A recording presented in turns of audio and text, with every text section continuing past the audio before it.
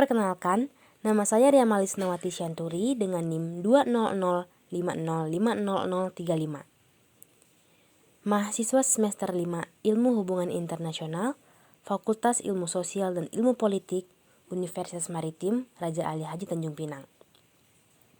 Video ini saya buat untuk memenuhi nilai ujian akhir semester ganjil pada mata kuliah Masyarakat dan Identitas Global yang diampu oleh Ibu Dr.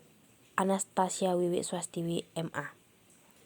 Adapun judul dari video ini adalah Toleransi sebagai Identitas Global di Indonesia.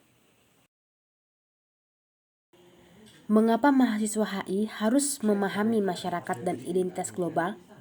Karena hubungan internasional mencakup interaksi masyarakat secara global dan harus mengetahui identitas atau karakter masyarakat suatu negara.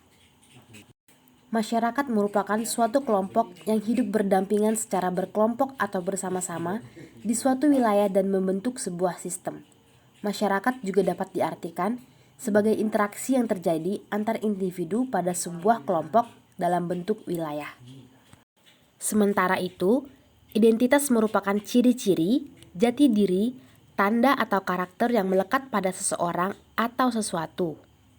Identitas ini berguna untuk membedakan karakteristik sesuatu dengan hal lainnya.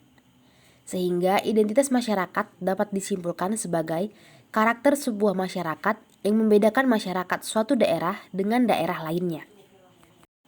Toleransi disebut sebagai sikap atau kemampuan seseorang memperlakukan orang lain yang berbeda dengan dirinya.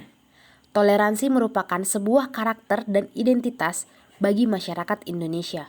Karakter positif yang masih perlu dijaga dan dikembangkan. Adapun bentuk-bentuk daripada toleransi misalnya, memberi kebebasan dan kemerdekaan. Kebebasan adalah kemampuan individu untuk bertindak sesuai keinginannya. Pada dasarnya, setiap manusia punya hak untuk memperoleh kebebasan berpendapat dan bertindak. Hak kebebasan ini telah disepakati oleh Deklarasi Universal Hak Asasi Manusia. Kemudian, mengakui hak setiap orang.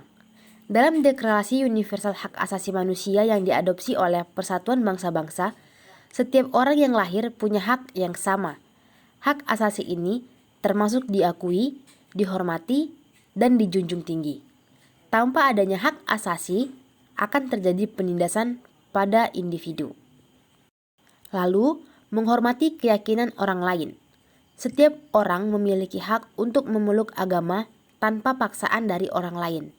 Hak kebebasan dalam beragama ini termasuk beribadah dan taat pada agama yang dianut. Di Indonesia, toleransi beragama diatur dalam Undang-Undang Dasar 1945. Toleransi diperlukan untuk menghargai seseorang yang ada di lingkungan maupun organisasi, berhak meyakini agama yang berbeda. Selain itu, toleransi diperlukan untuk tidak membeda-bedakan orang yang berbeda keyakinan. Belakangan ini, sering terdengar isu-isu atau kasus yang menyinggung nilai toleransi di Indonesia, baik dalam perbedaan suku, bahasa, maupun budayanya. Dengan perbedaan kontras yang dimiliki setiap individu dalam masyarakat Indonesia, rendahnya nilai toleransi tentu saja berakibat fatal. Hal ini dapat menyebabkan perpecahan masyarakat negara Indonesia. Untuk itu, masyarakat Indonesia sebaiknya mempertahankan nilai toleransi agar perdamaian dalam hidup berdampingan tetap berlangsung.